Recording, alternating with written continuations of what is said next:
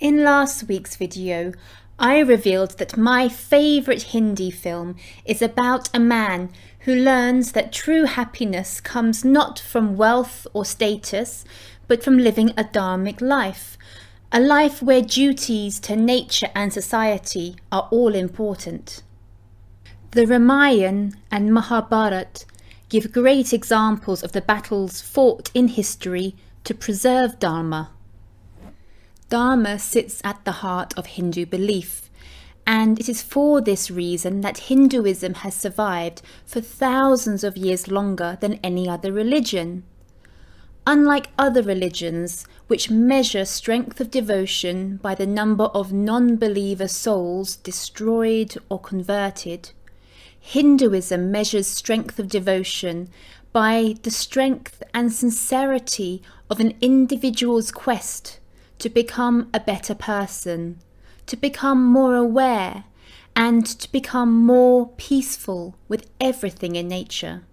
And yet, with the greed of corrupt individuals, black money, diminishing respect and care for elderly and poor people, harassment of women, littering, fake news, and over-exaggerated aping of the West, it can sometimes be difficult to see Dharma in modern-day India. What is worse, I see the true meaning and purpose of Dharma being twisted and manipulated in order to make it seem as if it is Dharma causing all of this corruption, injustice, and discrimination. Let me give you an example: the caste system in India. Hindu scriptures describe Varna as a set of duties or guidelines to help people be the very best at whatever profession or way of life that they choose.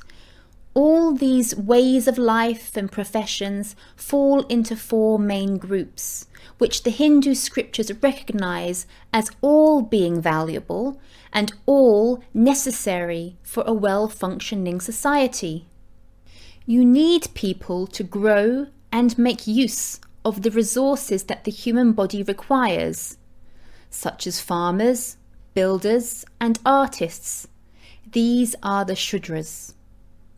Then you need people to enable access to these resources, i.e. the traders or the Vaishyas. Then you need people to protect and govern society, the Kshatriyas. And finally, you need people dedicated to the advancement of humanity and learning, such as teachers and scientists, the Brahmins. For thousands of years, what ultimately determined which of these four sets of guidelines an individual might try their best to follow was their interests, their capabilities, their self-made decisions, and their actions. The ability for people to move between groups is explicitly stated in the ancient scriptures, and there are numerous examples of this throughout Indian history, from the Mahabharata to Modi. It was the European colonizers who introduced the idea of a rigid by-birth caste system. Did you know that the word Caste is actually a Portuguese word? The colonizers forced a caste system onto India as a way to exploit India for European benefit.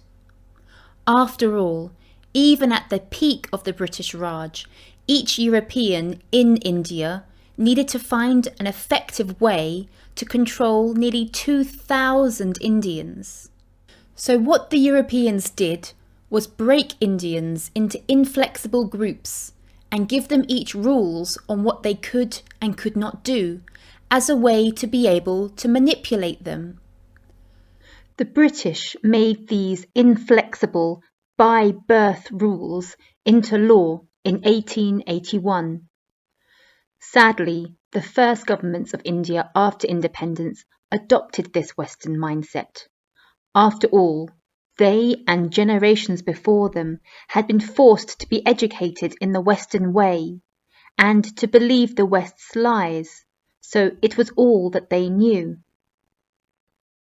To this day, the fact that it was the colonizers who introduced and encouraged adharmic beliefs and practices in India is largely forgotten.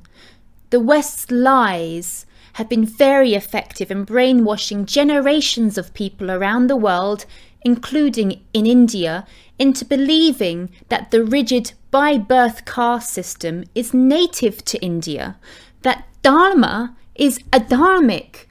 The irony is just too much to bear.